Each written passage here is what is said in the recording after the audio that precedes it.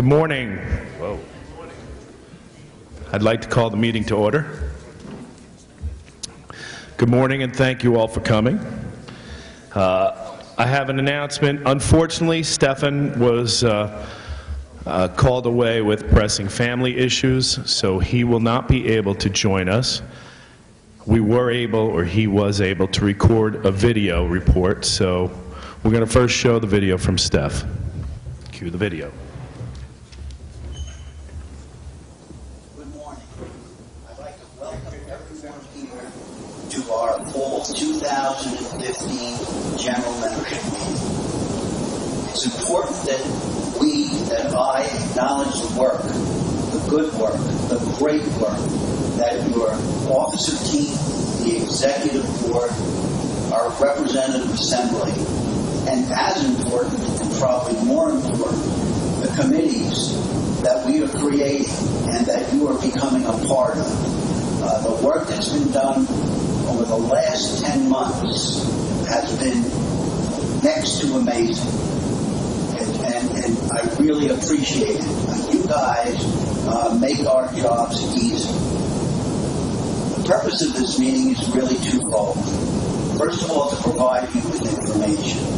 We want to enhance and add to the information that you've already received through the website, through our email lists, through the Vanguard, and through many phone calls that I've received, and emails that I've received and we've received. Many of them were just to acknowledge, and I don't mean to say just, because it's appreciated, acknowledge much of what we've done so far. And many of those emails and telephone calls have been to offer input and guidance and ask questions about issues that are important to you. And we appreciate the communications that you bring to us. The second piece or purpose of this meeting is for you to be able to give us a face-to-face input as to the issues that are important to you, the issues that you want us to act on next week, next month, next year, and into the future. It's so important, not only for us to hear from you, but to be able to interact with you, so we get a real understanding as to how you want us to proceed.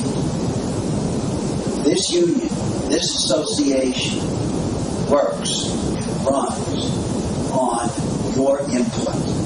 You are the driving force. It is our job to work for you and in your best interest.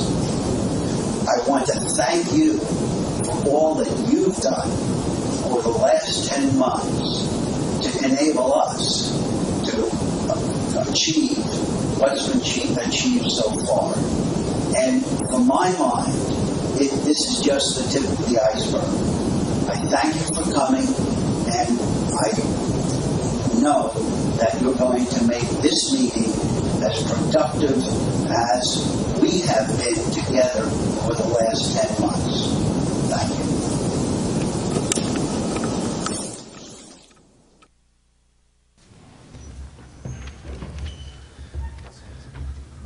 I neglected to. My name is Scott Stark, and I am the Vice President of the AFA, for those of you that don't know me. That was Stefan Krompier, our President. Before we go further, there are some people that I would like to acknowledge for all the help they've done. Rob Bradshaw is up in the booth there doing the AV for us. Thank you very much. Rose Davidian has provided some refreshments for us in the back. Please eat, drink. We don't want to have to get rid of it at the end. Yes. The executive board, I don't need to say their names. I'd like to also, are there any new faculty members with us today? Anybody new? 1, 2. Please stand up. Thank you for joining us. Okay. Understand we're here for you. Don't hesitate to reach out. Okay. The Vice President's report, a number of things to go over. Shortly, in the next couple of weeks, you'll be receiving a survey via email. We're in the process of finding out who our membership is and what our needs and wants are. We ask that when you get that, you answer the survey and send the information back to us. It's 10 questions, Rich? About 12 questions, should take no more than 2 or 3 minutes to complete, but compiling that data will be very helpful to us. So thank you in advance for that, and for discussing with any of your colleagues that that's out there and encouraging them to answer it. I'm going to report on a couple. We've had a couple of our standing committees have had their first meetings. The Health and Safety Committee, which is very important to all of us. I'm happy to announce Ken Bellafiore is the chairperson, and I want to assure you we will be addressing later in the meeting, but the issue of campus safety has been personally addressed with President Dolan, and it is a pressing concern of his as well. So understand we are looking into it very deeply. Public Relations Committee has been formed, and we're working on raising the profile of the AFA with the faculty, students, administrators, the community in general, and we have a number of other committees. Some of them will be reporting to you. The Constitutional Reform Committee, we are in the process of reforming our Constitution so that it is a better document, and you'll be getting a report from that committee. Art Friedman and Phil Pecorino are doing a wonderful job. You'll be able to hear from them personally shortly. The AFA will be having a fundraiser on December 9th at Governor's Comedy Club in Levittown to raise funds for the food pantry, the Nest Food Pantry at Nassau Community College. I encourage you all to buy a ticket, to come down for a night of comedy, to support the Nest, to know what's going on, and to be involved. It should be a wonderful night, and we'll be getting that information out shortly so that everyone will be able to purchase tickets if you know people that will want to go. It's going to be a very fun evening. That's a Wednesday, December 9th, 7:30. We'll all be able to get home by our bedtimes. Maybe not you, Art. No, I'm kidding. The comedy has started already. Anyway, yeah, it wasn't that funny. Anyway, the last thing I'd really like to say, and I need to remind you, the AFA is here to support, to protect, to make sure that our contract is adhered to, but we do need to hear from you. If you've read the Vanguard and our communications, which I hope you have, you've heard me say this before. The AFA is not the executive board, it's not the representative assembly, it is the people here that are assembled and the other 1,400 people that work as adjuncts on this campus every day, providing the services to the students that we do such a wonderful job about. You need to know what your rights are. You need to be the first line of defense to make sure that our contract is adhered to, that the college is doing what they're supposed to, and to make sure that the issues that you're having are brought to your department reps and they're brought to us. Our website, myafaonline.org, has all of our contact information, Stefan's cell phone number, my cell phone number, our email addresses, the whole executive board, your DRs. Please contact us. Let us know what's going on. As Steph mentioned in his address, it is great to hear the thank yous and the kudos, but we need to know what your problems are. We can't help you with them if we don't know what they are, so please make sure you stay involved.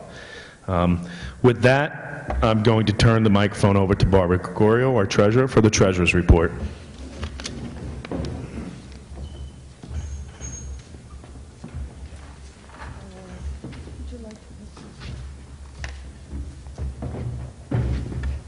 Hello. First, this is my first general meeting that I've had with the membership since I was elected treasurer.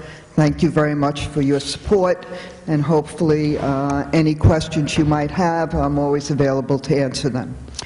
I am passing around a treasurer's report. It is a summary. If anyone would like the detail behind it, by all means contact me and I will get it to you, but I didn't think you wanted 30 pages of detail. So you will see that Rich has done a wonderful job collecting the dues and arrears. We've had 51,000 of dues and arrears collected. Agency fees was 99,000 and members was 237.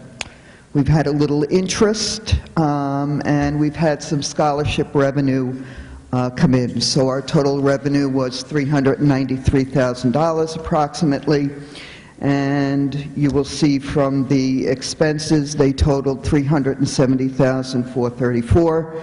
So we're in a positive situation of $22,650. The balances in our bank accounts are listed below, and if you have any questions, I'd be happy to answer them. Yes, Mr. Friedman. I have a question about why scholarship revenue isn't kept in a separate restricted account. It's not in a restricted account. It's the money that we receive from from people who are donating to our scholarship, and then as we write checks, it comes out from the scholarship expenses, which you'll see with $20,000.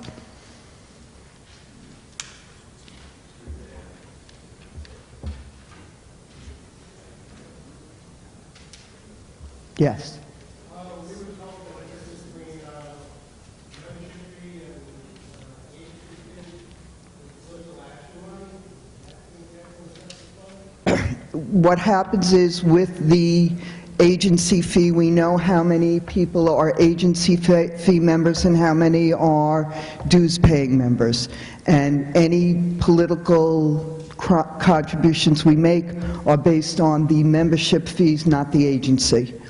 That's why it is separated between the two.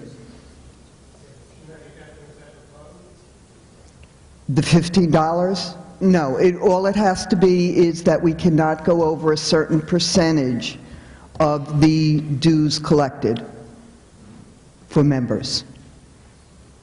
Doesn't have to be put in a separate account.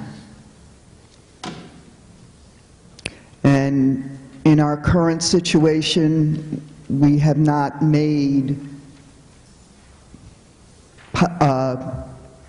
any political contributions at this point.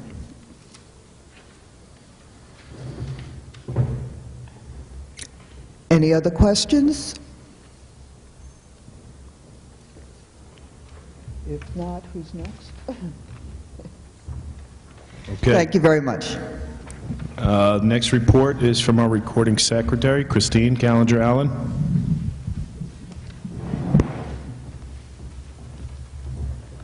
Hello, I'm the recording secretary, Christine Callinger-Allen. I really have nothing to report. I hope you all have received the 2015-16 calendar booklets. They should have been delivered to your mailboxes. If you did not receive it yet, it's coming to you through your department rep, and they should be distributing it within the next week. If there are any questions.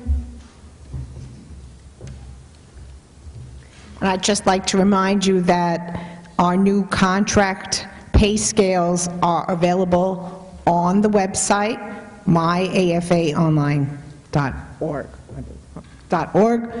And it was not included at press time because we didn't have the confirmed figures when I had the calendar books printed.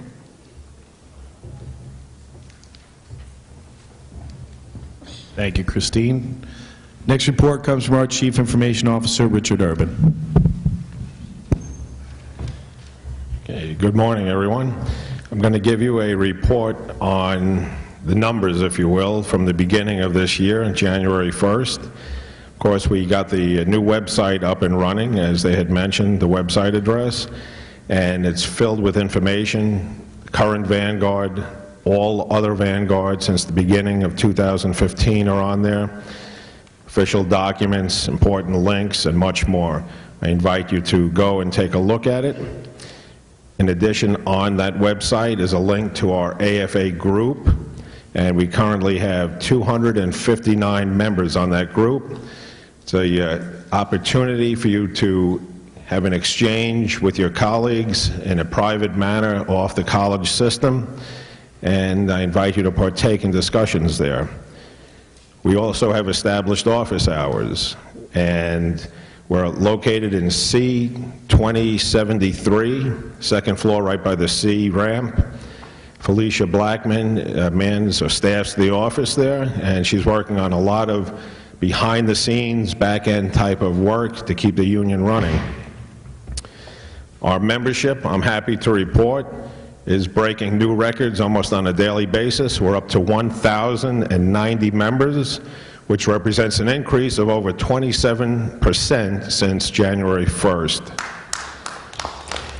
To all of you. Then we have the arrears, people who failed to send in their dues back in 2014. 402 individuals have settled their accounts, and 10 additional individuals are currently on a payment plan taking care of their accounts. We have received many questions since the beginning of the year.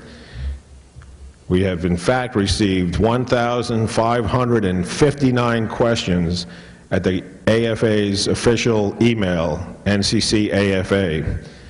And we've made it a point to respond to these individuals within 24 hours. They've had concerns. Even if we didn't have the answer immediately, we made sure to acknowledge receipt and let them know what's taking place. That number does not include questions sent to our personal email addresses, our phones, or the office phone. So it's good to see that faculty are coming forward asking questions, and we're happy to resolve their concerns. Technology enhancements and communication. The AFA has its own member email list. As you know, we do not use the college email system anymore, the all AFA. Instead, we have an accurate in-house email list. We are videotaping meetings, such as this very meeting right now, so that members who cannot be here do not miss the content that's taking place. They can view it at a later date. We have pioneered electronic voting here at NCC. We did it with our treasurer's election. We did it with our memorandum of agreement ratification. And to show how we are pioneering, the NCCFT just held a promotion and tenure committee election using Election Buddy, and Rose Davidian and myself were asked to consult with them to assist them in setting up that electronic ballot. These are all great things. Numbers, fantastic. But what is the AFA? Who? The AFA, the heart of this union, is beating stronger each and every day. And where do we find that heartbeat? We find it when Art Friedman works the entire night to put together a constitutional revision form that will be usable for our members. We find that when Steph Crompier is fielding phone calls 7 days a week, late into the evening, from members who have a concern. We find it in the dozens of people who answered the call for committee membership to share their expertise in advancing our union. We saw it when Reuben Friedman introduced to us the scholarship winners, and we heard them say how we have made a profound difference in their lives. And countless other individuals who have given their heart and soul to this union to advance it for all of us.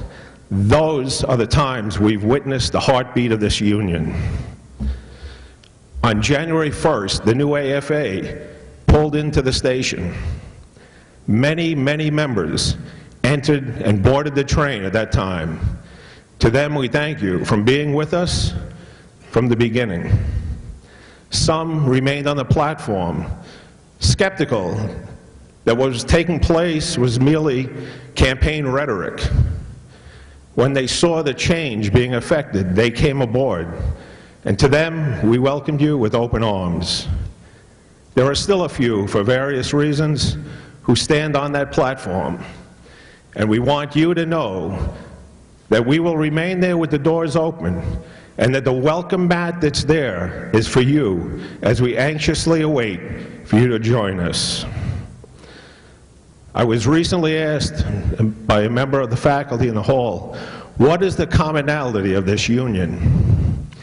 And I stopped and thought, and we have a lot, but one that struck me is the technical assistant, the counselor, the interpreter, the music tutor, the librarian, and all the instructional faculty have one thing in common.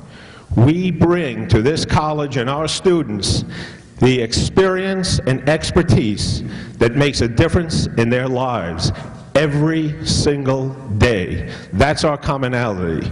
And we will weather every storm, no matter how big, as long as we always remain cognizant of the fact an attack against one of us is an attack against all of us. Thank you.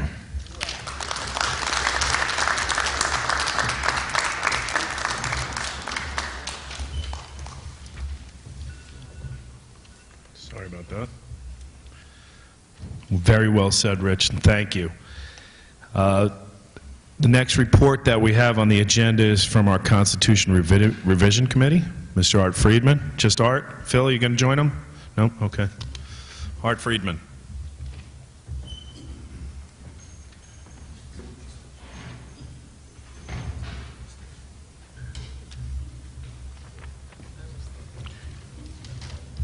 Good morning, ladies and gentlemen, fellow unionists. The Constitution and Bylaws Committee is composed of Phil Pecorino, Gerald Schaffman, Scott Stark, and myself as chair. And Steph Cormier has been sitting in at meetings whenever he can as his ex officio position. Members may be concerned as to why they haven't seen any action from the Constitution and Bylaws Committee yet. Well, our appointment began in March, and by early April we began proposing changes to the Constitution as well as the bylaws that implement its provisions. But it should be noted that the committee is an arm of the executive board.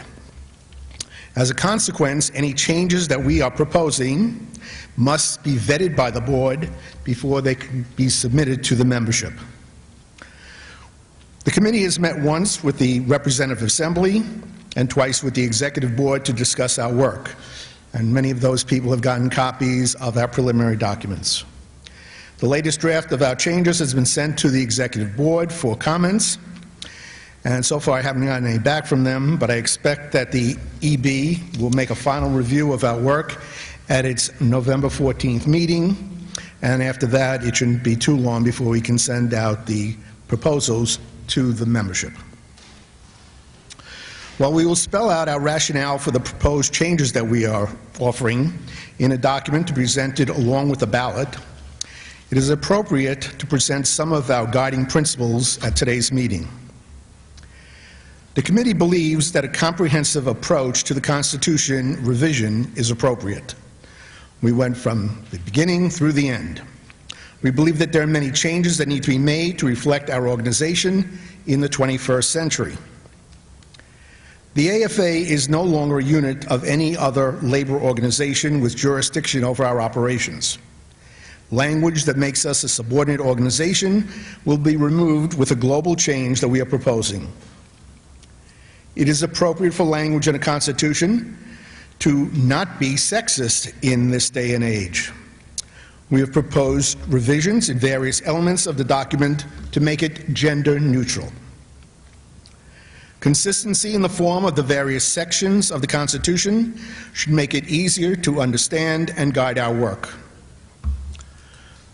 So we start with the question of why does the AFA exist? This will be spelled out in clearer Article 2 language, which will focus on the interests of the adjunct faculty at Nassau Community College. And as you just heard from Rich Urban, it unifies all titles within our organization into one clause. We will propose language that speaks to our daily activities as educators at NCC, as well as our aspirational goals as a collective organization, and the need to associate with other like-minded groups. A major concern of the membership for the past several years has been who is a member of the AFA. We will be proposing changes that will unify our members rather than divide them by employment titles, and offer a means of including all those who want to be an active part of this association, whether employed under the vagaries of our system or not. Voting rights should be simple to discern and offer a greater degree of consistency, and above all else, they should be fair. The number of offices of the association will be streamlined and their respective duties clearly delineated and reflect the work that they need to do. All members who are working in a specific academic department will be assigned to that department, where they are instructors, professors, TAs, librarians, etc. Only adjuncts working in non-academic areas will be grouped into an unattached unit. An important concern that was expressed to us was the policies and procedures for removing an individual from an elected position if they are not doing the job. We have tried to bring rationality and consistency to this process. Finally, in recognition of the fact that we are in an electronic age, we have proposed the changes to make communication activities and elections legally making use of these new technologies. While we have already begun work on the bylaws that need to be in place to implement the Constitution, we will need to wait until the changes we are proposing to you for that Constitution are approved before we can move them forward. I look forward to any questions or comments people have. Thank you.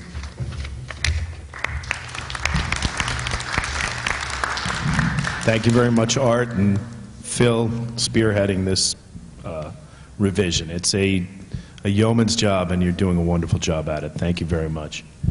Our next report is coming on the Retirement Committee. Peg Renner.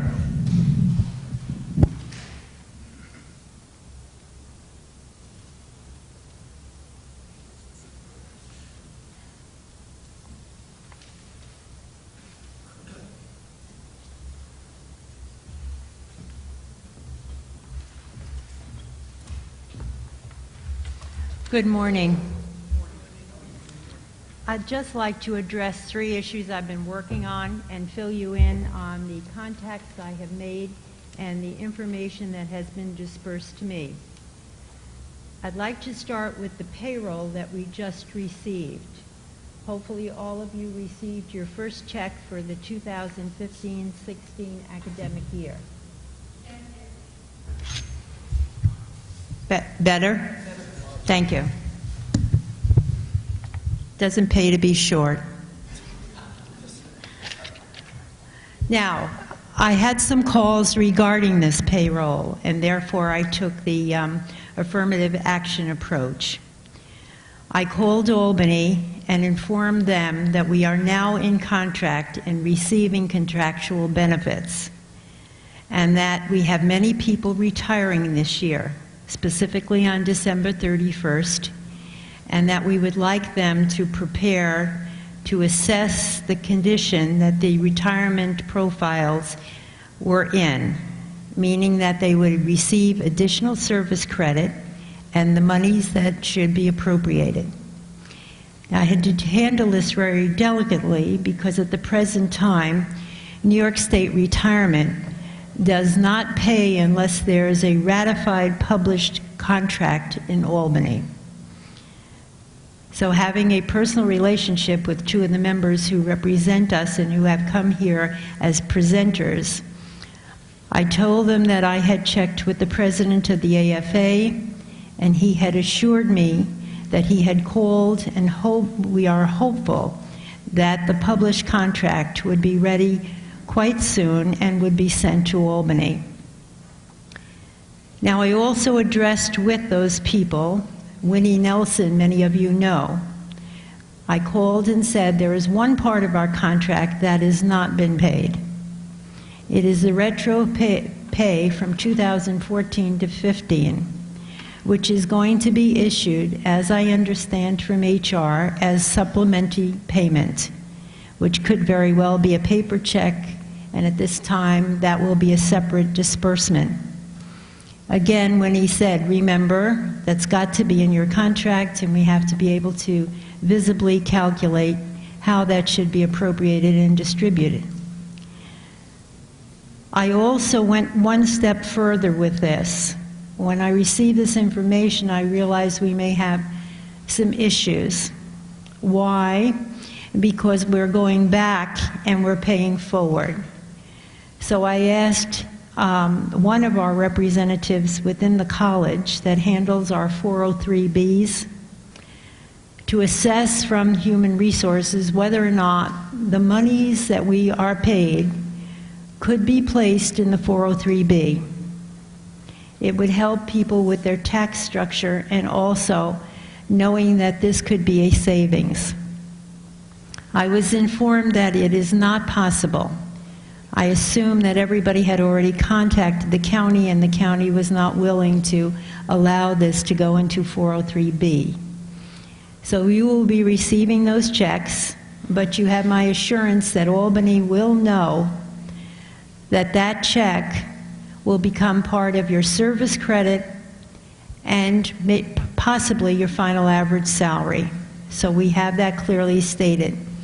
I have discussed the situation with Rich, and as soon as these checks are issued, I will put in the Vanguard for you all the rules and regulations that will govern that money. If you have any questions, please feel free to call me. I'm going to dispense very shortly a piece of paper with my personal information so you can make that personal contact. Okay? Now, I just want to explain that we have a great deal of, shall we say, mutuality with New York State Retirement. And I'm glad that we have, because we have many people this year who are aspiring from TRS in the city to either move to the New York State Teachers Retirement or to place both of those retirement systems into collection very shortly. As I said, they're retiring. So I am working with Winnie Nelson to give her the information necessary. I did this transfer from the TRS in the city to New York State Teachers Retirement, so I am familiar with the process and the procedure. We'll try to help those people. On this journey I am on, I was then notified that Ed Mack from the full-time union has retired. So I am receiving calls both from the full-time and the adjunct faculty, and I'll do my best to give you the best advice possible. But again, we have a wonderful relationship with Albany. I'm sure that they will help us out. The stumbling factor for those from the TRS is that their insurance, their medical insurance, is tied to their appropriation for retirement. Sometimes it is not wise to split these.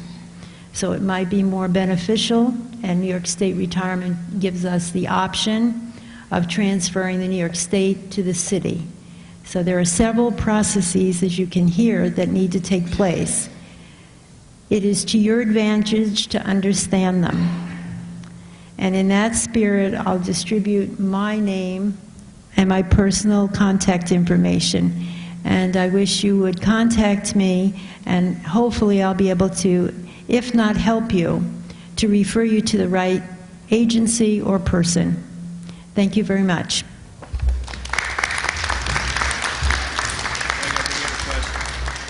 We have a question, Peg. Peg? You have a question? Okay, thank you. I didn't see that. Thank you. This work? Okay. I'm a retired full-timer, and I still teach adjunct. I have a 403B. All you have to do is raise your percentage if you want more withheld.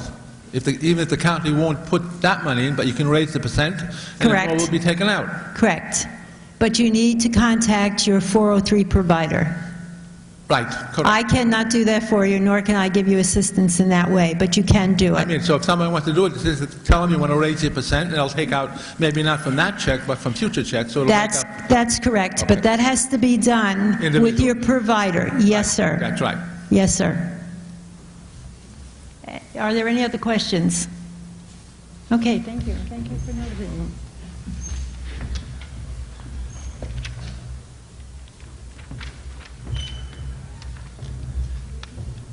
Next on the agenda is old business, which we believe there's none. Does anybody have any old business? Okay, we'll skip past old business to new business. Before we open the discussion about campus safety, which I'm sure there are some concerns or questions or comments, does anybody have any other new business not dealing with campus safety? Please, is that Rich?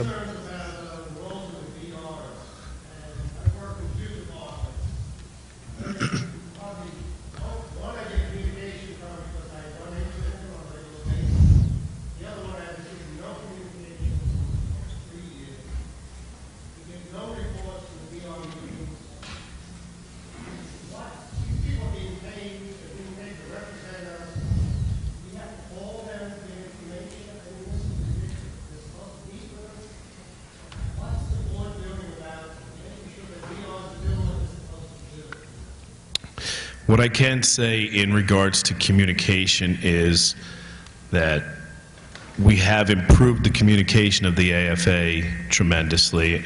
Once again, much thanks to Rich Urban. We are addressing those concerns.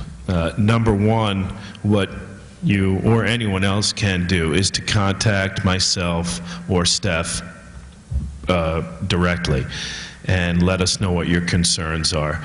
As far as how we're handling the inner workings of the Representative Assembly and checking to make sure people are doing their jobs, I don't know that this is the proper forum to have that conversation, Rich, but what I will say, and you may not like my answer, is that's why we elect these people. And that's the first line of defense, so to speak, to, if you're dissatisfied, is to, look to change your representation. If there is gross negligence and something is happening in those regards, we want to hear about it. As I mentioned earlier, we need to hear from you, not just Rich, but any members. We need to hear from the membership to know that these things are issues. What I welcome you to do, and anyone, what I welcome you to do is to contact me with your direct issue, and I tell you, we will address it. As far as the global issue of whether or not the department reps are doing a job satisfactory to any member, again, I'll say I don't think this is the right forum to have that conversation. I'll be happy to speak with you after the meeting about any individual, okay? But I will say we are elected people, and so in about a year from now, you'll also have the opportunity, in November of next year, you'll have the opportunity to address that. Art. Part of Richard's issue we do address in the constitutional revision because we really don't think that the department reps can have these meetings. But the other aspect that you might want to remember is we talked about transparency.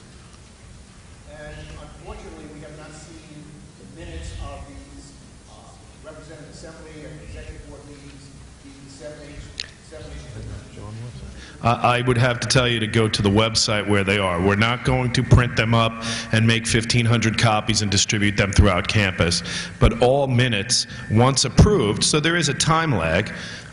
If we have a Representative Assembly meeting, which we had today, well, the minutes will be written, and in the next meeting, which is 2 months from now, the minutes will be approved, and then they're put on the website. But that doesn't mean you can't contact us personally to find out. But the minutes are available, My AFA Online. The other thing that you say is, when they're posted, it would be good to send out a global message. Okay. Rich, if you make an opening. Absolutely. That's an excellent suggestion. Yes, Hi. sir. I'm Professor Robert Hodge from Criminal Justice, a full-timer for 26 years and adjunct for 34 years. This is a unique comment and question, and it's half old business, half new business. Okay. Before I start, I want to congratulate all of the new officers of what I call the new AFA. Thank you. I am very happy with the professionalism after you folks were elected, that you worked with the administration and came to the year's resolution of no contract and have the contract. I am with a group of people from the Executive Board of the NCCFT, and I am the founding editor and board member of Trustees of Alana. We gave ourselves the assignment of reviewing 2.5 years of the old Vanguard. We were highly disturbed with the racism, the lies, and everything else that was in the old Vanguard. Just unbelievably bad. And we saw that the person who was both the editor and the union leader was mixing jobs. Obviously, as a union leader, you are allowed a little bit of leeway to encourage the members and have a goal in mind. And I think if you look at the NYPD, the PBA, you can see sometimes how they step out of line when they're trying to defend unbelievable actions by members of the NYPD. But as an editor of any newspaper, there are limits, especially in the area of truthfulness, that the newsletter is supposed to follow. I'm positive I already know the answer, but I just wanted to say in public, will there be a continued new direction in the quality and the sounding of the Vanguard? Thank you. You're welcome. I'll give a resounding yes. I believe from your comments you're satisfied with the Vanguard as it is now. Oh, yes, 100%. Well, to address one of your points, not one member of the executive board is, well, we're involved in it, but the editor is Paul I can't say his name. Guadagnino. Paul G is what I call him, and I apologize to Paul. I don't think Paul's here, but I apologize. But Paul is the editor. He has editorial control over it. What I write as the message from the Vice President is mine, with the help of some people to proofread and maybe correct some of my statements, but is mine. What Steph writes is his, but you should also realize a big portion is letters to the editor. So there will be no change in the editorial direction of the Vanguard. It will continue in the way it has been, and as we keep mentioning, we want to hear from you, not just you, but all of you. We want to hear from you so that we can continue that. I thank you for the good wishes and for the approval of the Vanguard, and yes, it will continue in the direction. I will not comment on anything that happened with the Vanguard before we were in office. But ancient history. Thank you very much. Thank you. Thank you. Mr. Argento. Point of information for everyone that's assembled here, that the previous editions of the Vanguard, if there was commentary in there was considered to be racist, at the time I would have expected any intelligent person that's working at Nassau Community College to have brought that to the attention of the FA and done something about it. All right? Because I'm offended that we're even discussing this right now. I am a proponent that everyone gets equal and fair representation. That's what I believe that we had in the past, and I know certainly that's what we have going forward. Thank you, Chris.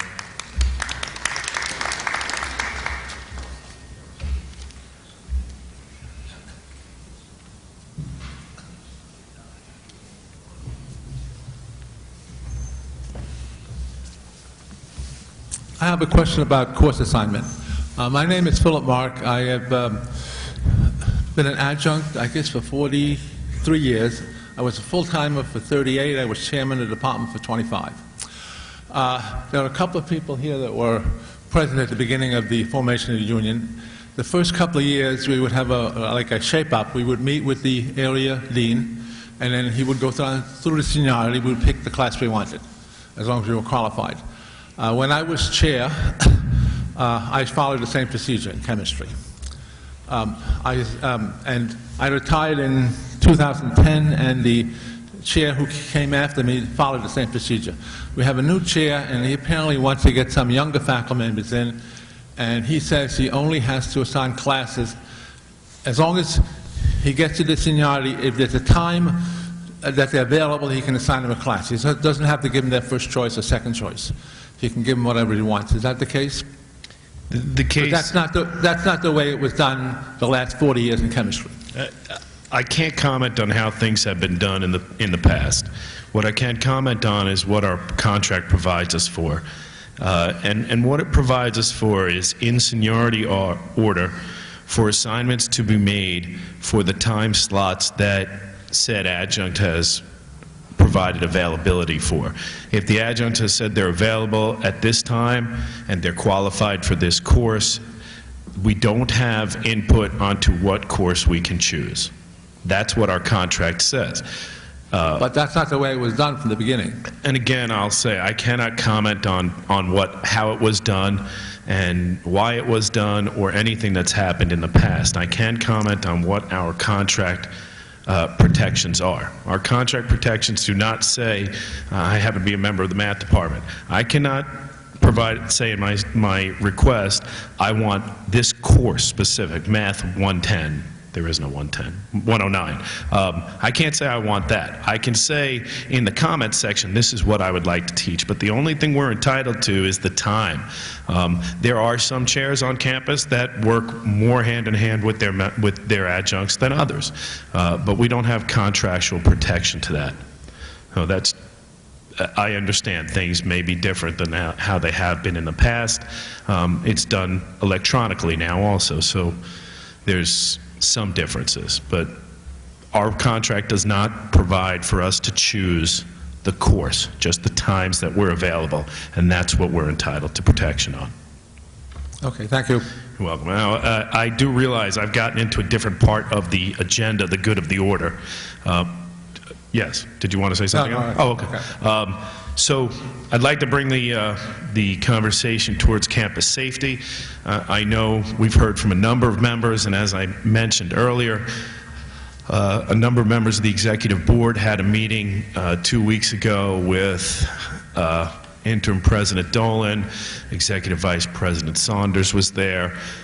It was myself, Barbara, Rich, Steph, and Gary Ouellette were at the meeting, and it happened to be, it was the day after the shooting in Oregon. It was the day after the tragedy at the community college in Oregon. I forget the name of it, but so it was fresh on everyone's mind. And we have been working, as I mentioned earlier, the Health and Safety Committee met for the first time at the end of September. Well, the first time under our administration, and it was an issue that was brought up, not campus shootings per se, but campus safety of our adjuncts. And so it's something we are presently working on, that you all received an email from Stefan about some procedures we should follow and the college code of conduct and so forth. But I'd like to open the floor up for discussion on this, just because we've been hearing lots of questions and comments and concerns from the members. So if anybody has any questions about campus safety or comments or anything they'd like to share, this would be the time in the meeting. Please. Good morning. George Barabbas, reading a basic ed. My question is, what is the sense of requiring only the staff to wear ID cards and not the students? Are we in danger of any one of us colleagues, you know, or is it more like the student body or strangers? I mean, it's not really a laughing matter about whether we're in, who knows, there's a lot of people that work at this campus, we don't know, but in the sense, to ask what is the sense of us having to wear our ID badges and not, I won't comment on the sense of it because I don't know what the motivation is. What I will say is if any of our members find themselves in a point where a member of the administration has admonished them for not wearing their ID badge, as I am not wearing mine right now. It's in my pocket, but the point is, I'm not going to comment on the sense or senselessness of the policy. The policy is on the books. Does it protect us? I don't feel it does. Does it identify you? I know I can't see anybody. I mean, even people who are wearing them, I can't read them unless I'm, you know, close to them. So what does it do? I don't know. I don't know. And again, if one of our members finds themselves at a point where a member of the administration has done anything to punish, quote unquote, because you're not wearing your ID badge, please let us know as soon as possible. And at that point, we would address it. Go ahead. Yes. I was not objecting to wearing it. I actually wear it every single day. Okay. What I would like to see is the other members of the campus community wearing it as well, meaning students. So that you can spot someone on campus who's not wearing it, and you may think that that person is an intruder.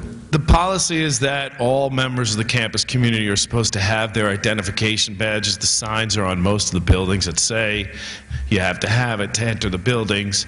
Then there's the practicality of behind it. I see people all the time not wearing their badges. I don't question them. In my classroom, I get to know my students. We have the photo rosters. I look at them. If they don't look like the person in the photo, I've asked them for identification, and I show them the picture I have. You know, your hair is a different color. You have no hair anymore. Whatever it is, you know, I ask. So, you know, classroom faculty get the rosters with the pictures on it. Non-classroom faculty don't have that advantage, for lack of a better word. But again, I don't know the sense of the policy, to be quite honest. I don't think it may, well, no, I don't want to comment on it. I don't want to editorialize. Next comment. Please.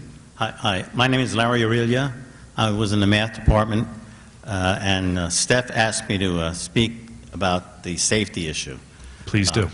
I just finished almost 3 months after an incident happened, and I was working with Steph with regard to the new rules.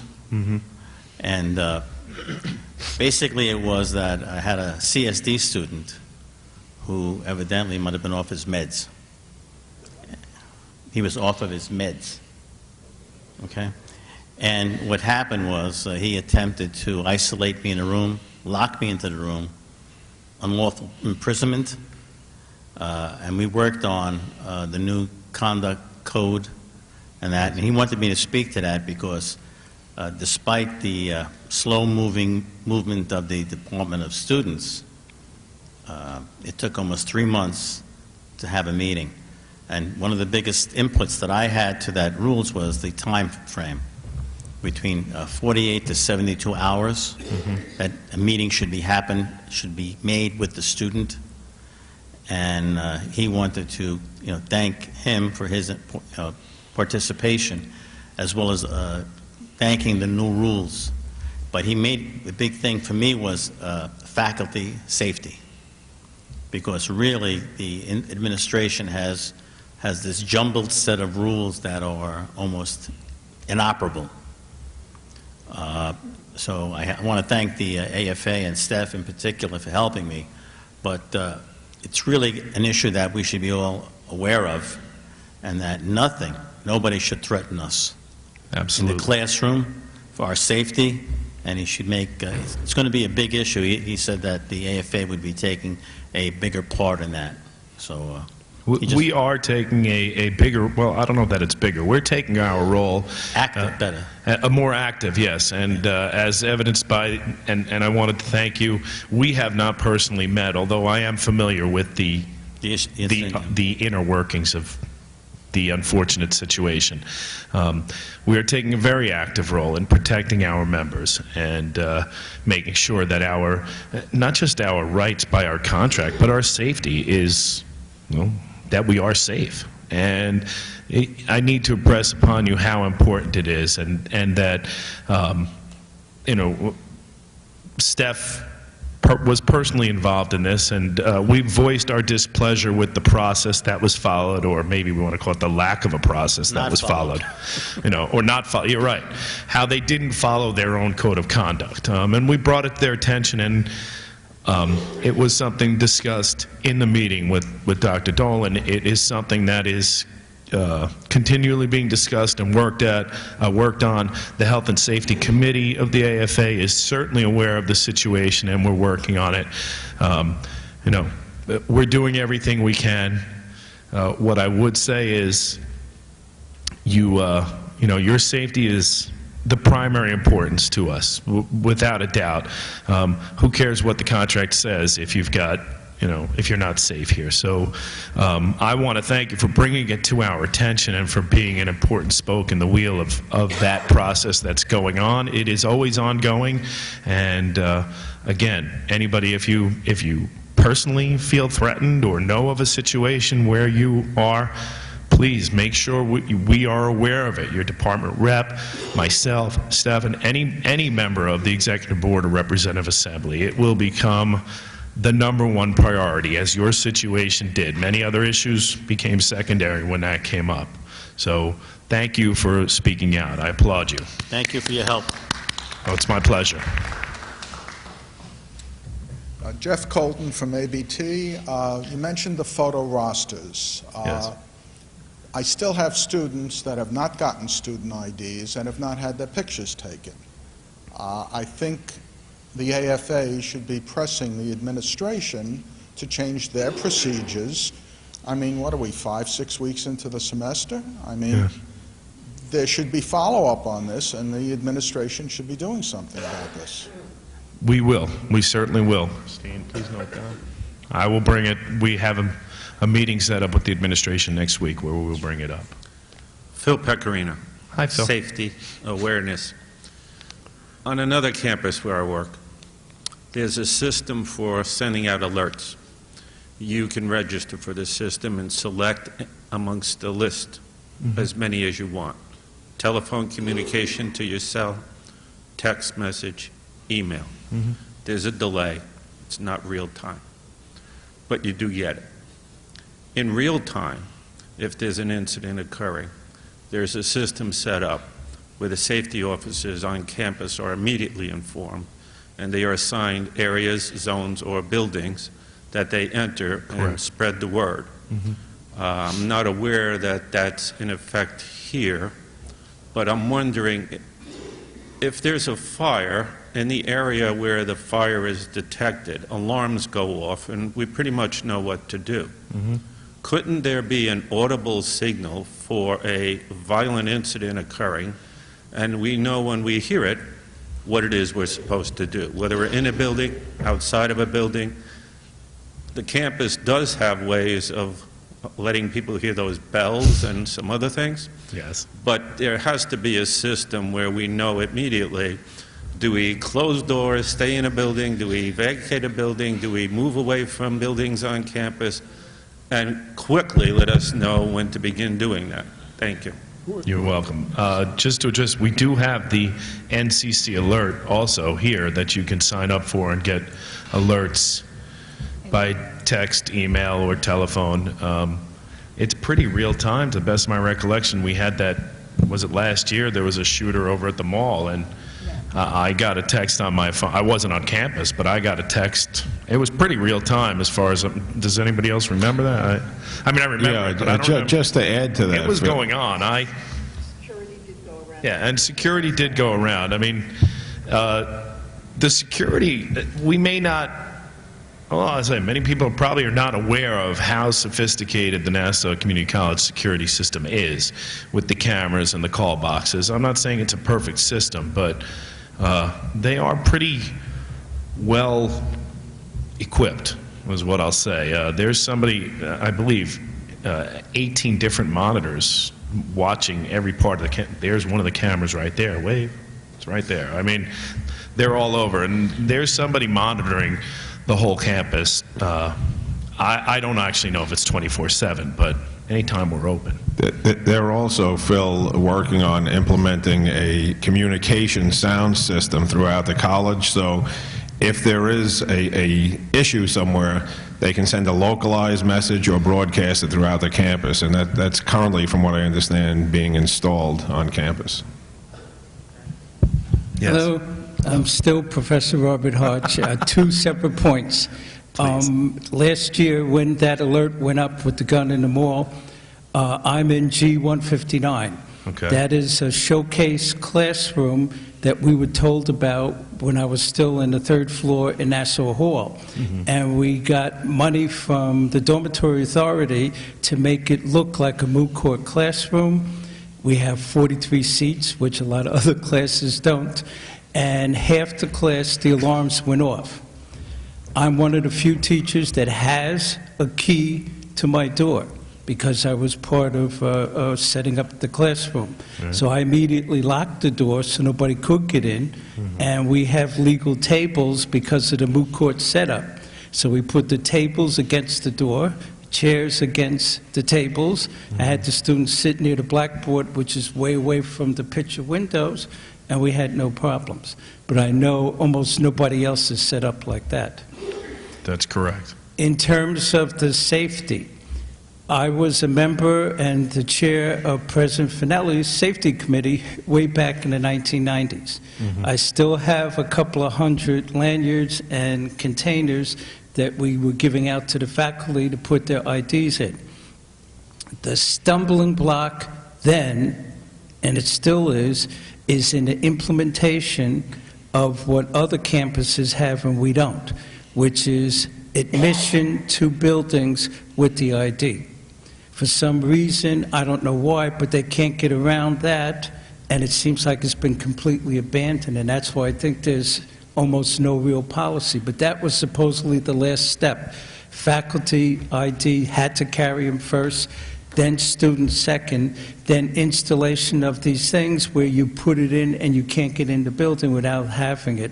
Although I think one of the first problems was how do you keep students from holding open the doors to other students that didn't have their ID.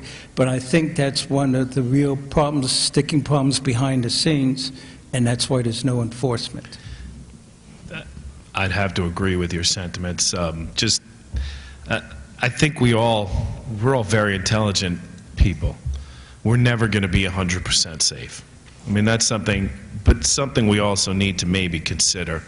I feel more danger going through the parking lot behind the clusters with the way some people drive through there than I do feel about having a shooter on campus. While tragic, the mathematician in me has to remind you, you're more likely to get hit by lightning and certainly more likely to get hit by a bus or one of those students driving 45 miles an hour through the parking lot than you are of having this issue. And I'm not minimizing the issue by any means, but please understand, no person will ever be 100% safe from anything. You know, it's something we have to consider. No system will be perfect. Not everything will be caught. Yes, Frank? You going to argue my math? Right.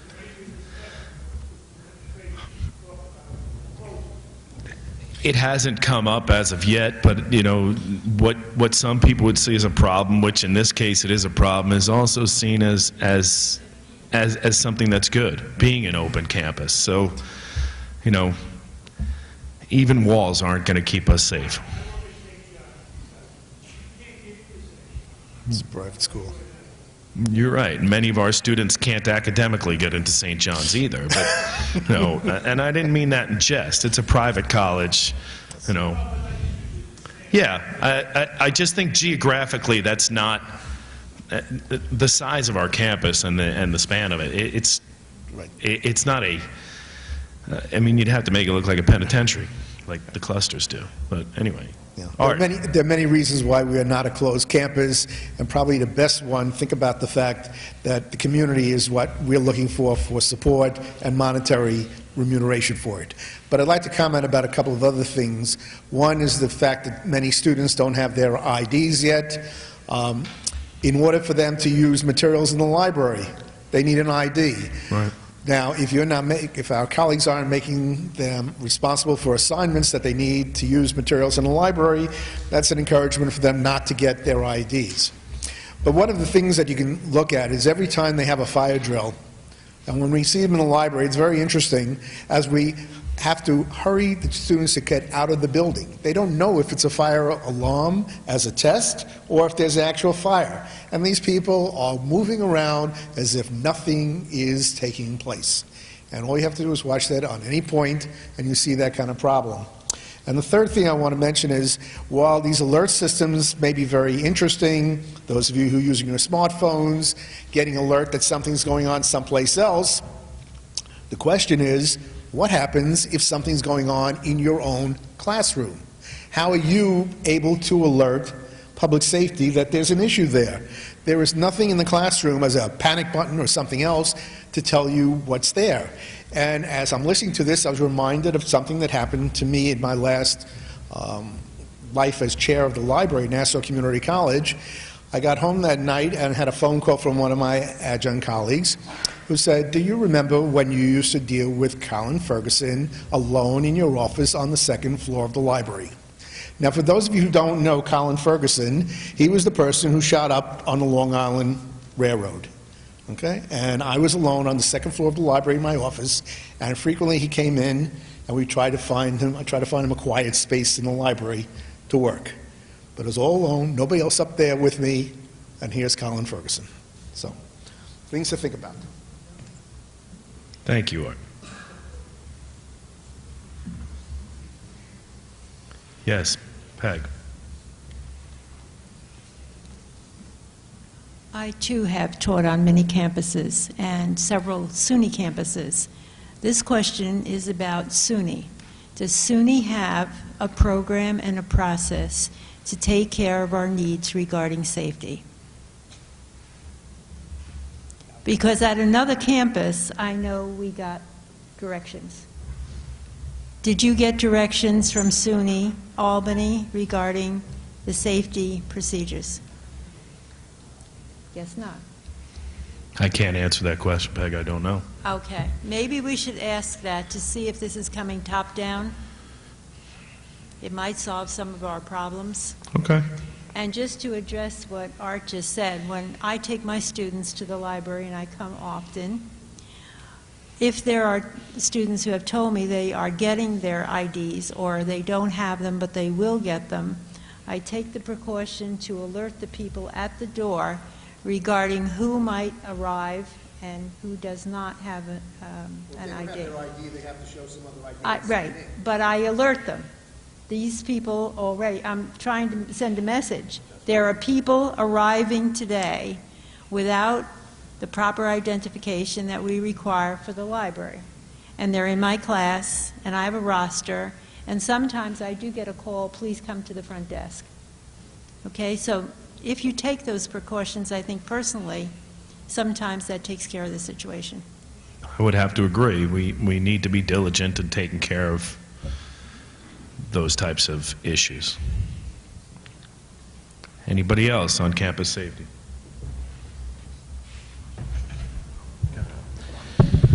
Just want to clarify, as Scott had mentioned, and all of you know, Steph sent out an email, and the intent of that email was not to rewrite the student code of conduct, and it was not to rewrite the classroom management policy.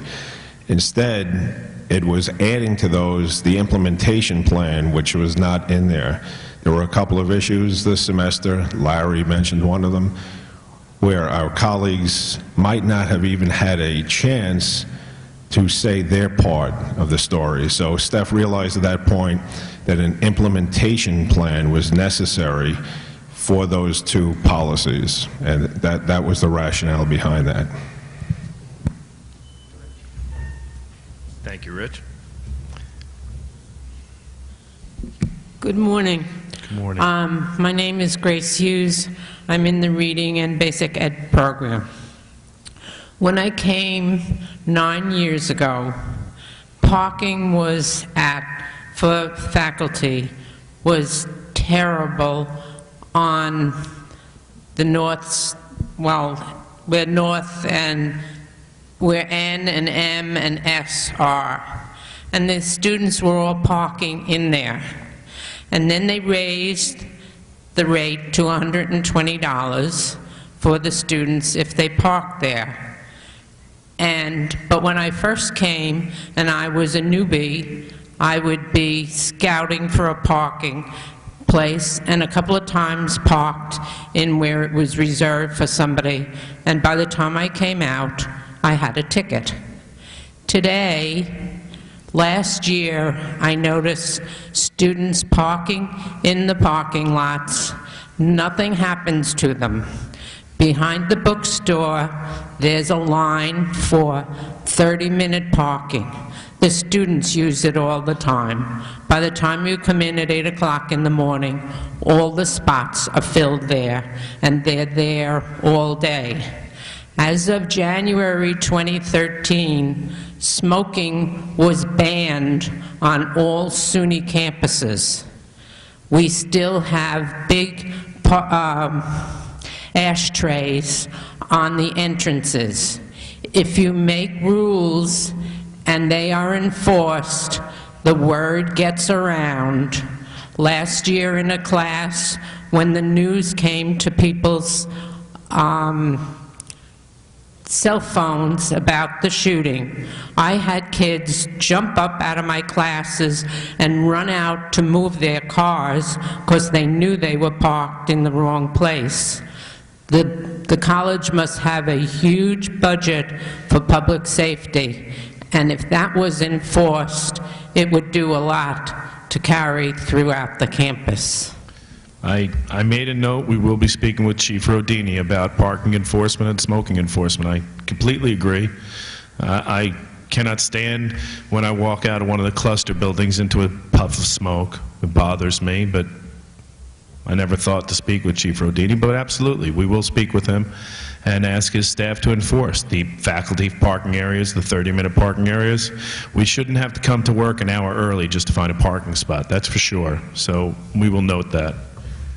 You got to turn it on. I'd like to add about the parking situation. Please make sure you have your Nassau County Community College sticker in your windshield. I forgot mine last year. I had to change a vehicle at the last minute to get to campus. I subsequently got a $120 parking ticket, because if you park in the lot where you have to swipe your cards, then it's not going to be an issue. But over by Nassau Hall, you're going to have a problem because there's no swiping. If you don't have your tag, they will give you a ticket. Public safety can no longer revoke tickets. As soon as a ticket is written by public safety, it goes to the county. So just keep that in mind. If you do need to switch your car, make sure you take your tag off your windshield. Don't let it happen. Or, Art? Yeah. Yeah, you can't get a temporary pass. Right, I didn't have time to get to public safety. As I said, I had to switch the last minute, et cetera, et cetera. So perhaps we can address, I don't know, do we have a limit on the number of parking tags we are allowed? I don't know. Maybe we need to expand each individual, yeah, you're allowed one. You're only allowed one. Yeah, you're allowed one. So I think maybe we should ask that we could get to... As Art said, I have also, used my wife's car on occasion, and I just go into public safety, show them my ID, and they give me a one-day parking pass. So that's another. You can switch them from windshield to windshield, or you can, run into public safety. It's not a long process, but you can certainly do that. Any other comments on campus safety? Yes. Now that you mentioned the gate, how about putting a gate on each faculty lot? It's something we can bring up. I'm not saying they're expensive or inexpensive, but some things are cost prohibitive. We always get the rationale about the county budgets and lower enrollment and all that stuff. But that's something we'll bring up. Have all faculty lots have the swipe, I don't know what whatever you call that thing, the gate. Thank you, Barbara. Gate. Yes. I'm math. I don't have a very good vocabulary. Gate. That's the word I couldn't think of. Gate. Yeah.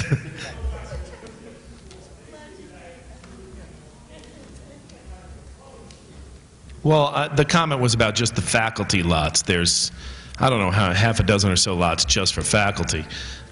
One's right in front of this building, but I don't know how they would gate that off. I guess with those temporary barriers that they have, and then put a gate. Off the top of my head, I don't know how many just pure faculty lots there are. I only know of one by Life Sciences and the one out here, but I'm sure there are other ones. Any other comments about campus safety or parking? Well, I don't know if that, well, yes, Rich.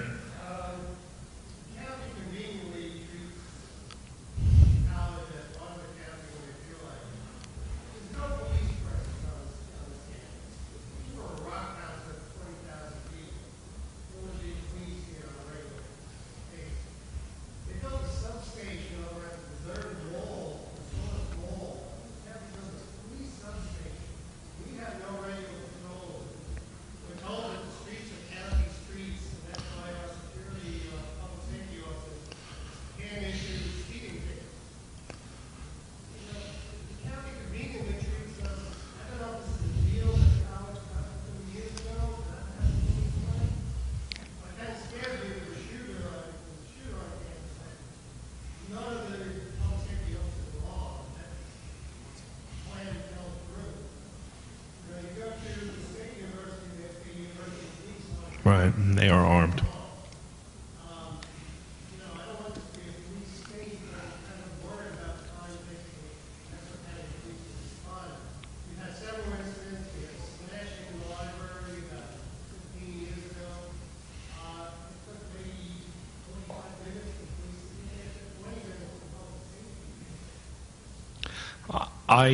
I wasn't a member of the community 15 years ago when that happened. I would hope, this is really a hope, but my few experiences, public safety, I think their budget has been significantly increased, and I think their response time, I sure hope it'll be quicker than 25 minutes. Yes, Art. I'm a little surprised at Rich's comment because I frequently see the Nassau County Police Department at the public safety building. They make that a frequent stop. In addition, South Hall has the police academy. So there are other offices of Nassau County Police Department there almost all the time. Okay. It is something we can bring up in our discussions about public safety, about, making this part of the, I don't know what precinct for Nassau County this falls in, the number, but making it a more regular third? It is a third? Okay, the third precinct. Thank you, Art. We can certainly bring those discussions up in our safety meetings and maybe even reach out to NCPD and see if they can do more. The microphone is yours. You haven't changed, right? You're still... Still Robert Hodge, still member of the Criminal Justice Department, and I guess because we did note in the late 1990s and the early 2000s the unbelievable occurrence on a daily basis of drug sales right outside my beautiful G159 classroom. We were informed that unofficially the 3rd Precinct uses the public safety when it was in the trailers, and they did shift changes, changes of clothes, changes of information, etc., and response time to the cars when they absolutely didn't happen to be on there was very quick. Okay. So the only thing I would suggest is to ask them, after they built the new public building at the end near the Coliseum, Right. if that unofficial but actual practice is still going on. Okay. But Thank you. we do know they used to stay there, have change of shifts and everything, and the response really was pretty quick. And eventually, it took a few years, but eventually they did get rid of the drug sales outside our classroom, outside the Jeep building on the west side. Okay. Thank you. Anyone else? Okay, we're going to go past new business, and I know I went out of order. But for the good of the order, any other questions or comments? Art? Two things I'd like to mention on the good of the order, please. One, Rich mentioned about the fact that you're getting a lot of emails and phone calls with questions. I'm wondering if you're keeping a list and making up a frequently asked question list that could be posted as part of my afa.online.org. that might reduce that and also let other people know some of the questions that come up if they have similar concerns. The second thing that I wanted to mention is that Nassau Community College runs 6 blood drives a year, and I'd like to invite the adjunct faculty, my colleagues, to participate either as blood donors or remind their students that we have the drive. And the next one is on November 19th. That's a drive from 9 in the morning until 4:30 in the afternoon. I know that just about the time that the adjuncts are switching, or at least the evening adjuncts are coming in, there's food available as well for blood donors, and we'd like to encourage you and your students to be there. So thank you. Thank you, Art. Art, the questions that we receive usually are tied to an event that's taking place. For instance, I received a lot of retroactive questions. When are we getting the retroactive pay?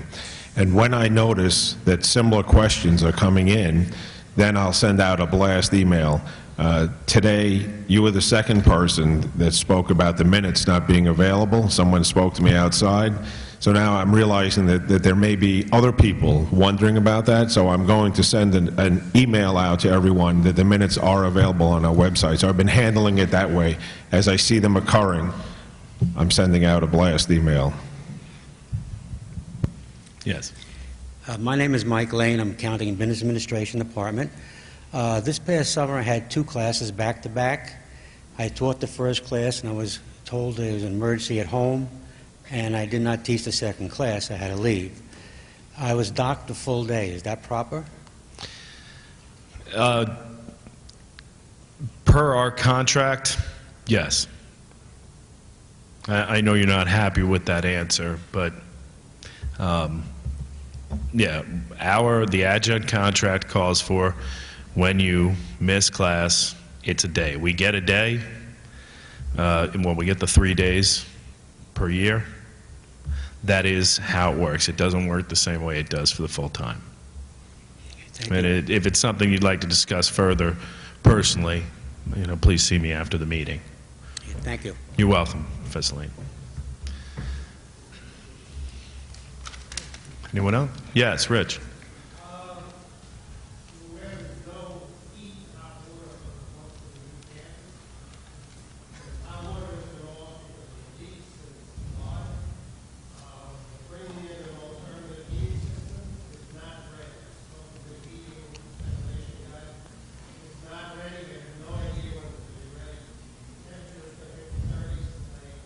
Tonight?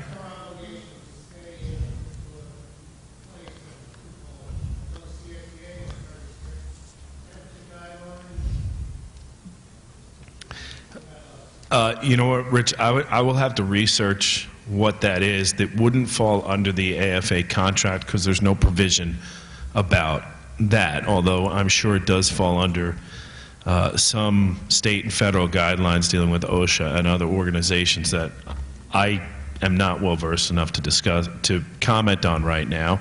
I will certainly make a note and do the research, unless there's somebody here that Rose Davidian has some information for us. But I just want to, it's supposed to get into the 30s tonight? Because I didn't shut down my outside plumbing yet.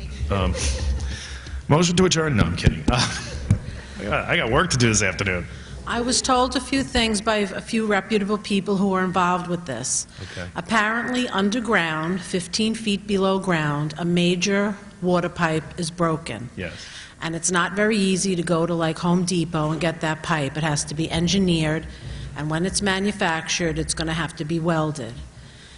Anticipating the cold weather coming in, they are installing a temporary water heating because they know that they have to heat these buildings. They cannot wait for that. Mm-hmm. And I believe it's being installed, that temporary heating house, whatever, I forgot what he called it, somewhere behind the gym, and that should be up and running soon. Of course, yes, this weekend it's going to be unseasonably cold, and I don't know how that affects all of that. But they're very well aware of it. They're definitely working on it. It's just a huge project, as everything always is.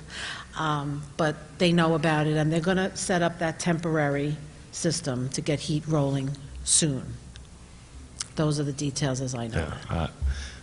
I'm going to need to do a little more research, though, as to what, is there a temperature inside a room that if it drops under, we, have, right? I don't know, Rich. I can't comment on that today, but I'll certainly look into it. Okay?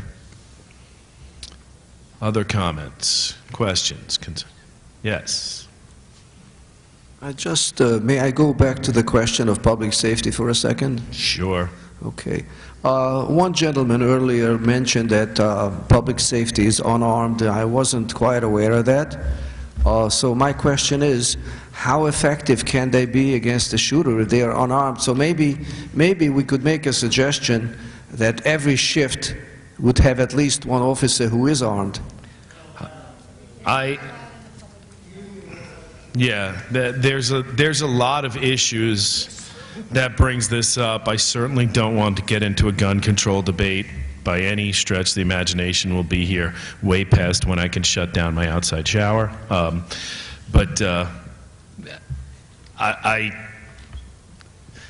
I know that has been something that's been discussed in the past, and I'm sure it will be continually discussed, but I don't know that we want to get into that discussion now. But I do want to thank Barbara Gregorio for bringing this to my attention. I'll read to you. This is from OSHA. There is no requirement for employers to maintain a certain workplace temperature under federal Occupational Safety and Health Administration regulations. However, OSHA does recommend employers maintain workplace temperatures in the range of 68 to 76 degrees Fahrenheit and humidity control in the range of 20 to 60. I got to click on it to finish, but 20 to 60. Anybody know how they measure? Now I lost it by clicking, but so there's no federal regulation. We're going to have to look at state and county. Yes. Right. Right.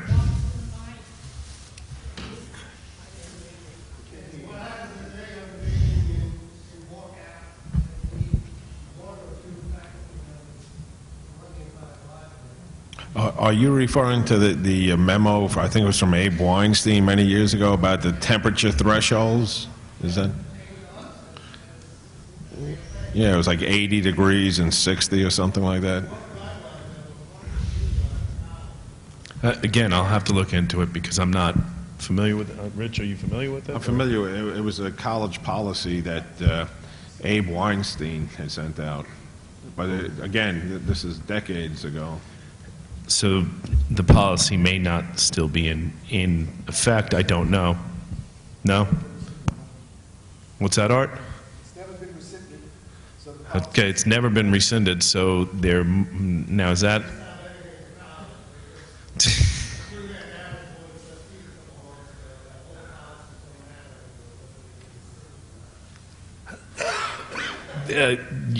That is well-made point. I agree. What I would say is I don't think anybody should be forced to work under adverse conditions. As situations arise, we need to be made aware of it.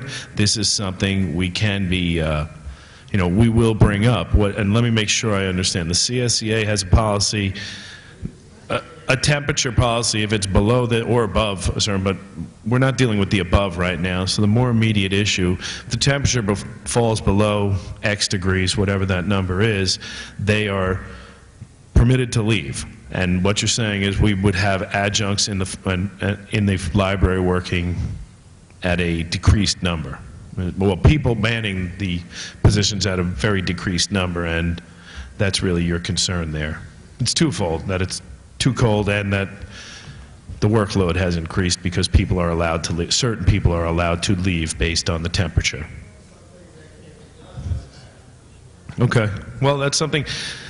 The administration is aware of the heating problem. They are addressing it. Whether or not they're addressing it satisfactorily is still up for debate that we're not going to have now. But what I would say, it's an issue we're going to bring up, that if the temperature does drop, there should be no expectation of, A, the adjuncts picking up the workload for the people that are allowed to leave and, well, or working in adverse conditions. And we will bring that issue up.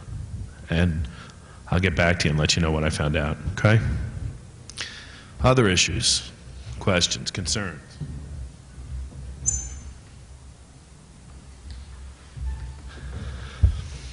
right. What was that, Art? Motion to adjourn? We have a second. All in favor of adjourning the general membership meeting for the fall of 2016? Looks like a good enough number. Anybody opposed? Anybody want to help me with my outdoor shower? No, I'm kidding. Okay. This meeting is adjourned. Thank you very much.